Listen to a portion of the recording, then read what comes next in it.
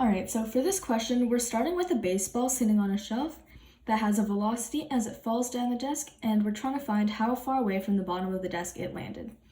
So, we have our reference frame right here, and to start, I listed my variables in a t-chart with the x and the y components. So here for the velocity 1 in the x direction, we have 0 meters per second because it's just sitting on the desk. For velocity 2 in the x direction, we have 1.0 meters per second, and they just gave that to us in the question. We're trying to find the change in position in the x direction, so this way. And we know the acceleration is 0 meters per second squared. They don't explicitly tell us in the question, but it can be inferred because it's just rolling off the desk on the ground, so it's not going to accelerate. And we're looking for the time because we don't know it. Same for the y direction. We have velocity 1 in the y direction, 0 meters per second.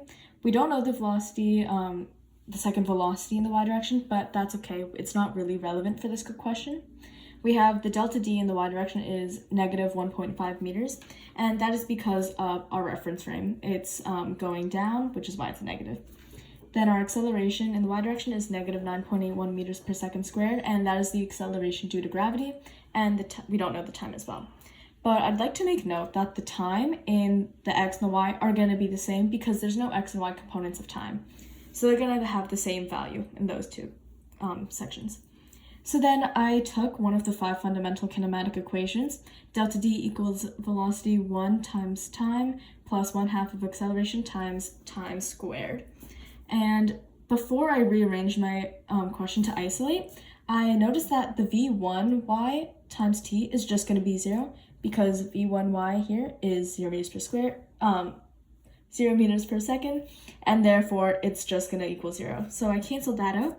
So now we have delta d equals 1/2 of a times time squared. I rearranged for time. So then you sub in your variables and you get 0.553 seconds. And as mentioned before, the time in the y and the x are going to be the same. So that means we can use this time to find the change of position in the x direction. So here we're using velocity equals position over time, but we're not looking for the velocity, we're looking for the position. So just rearrange the equation to multiply this on both sides. So then we have velocity times time. Once you sub in your variables, you're just going to end up with 0.553 meters. The question has 3 sig figs, so we're going to round to 3 sig figs. And the answer is, therefore, the ball landed 0.553 meters from the bottom of the shelf.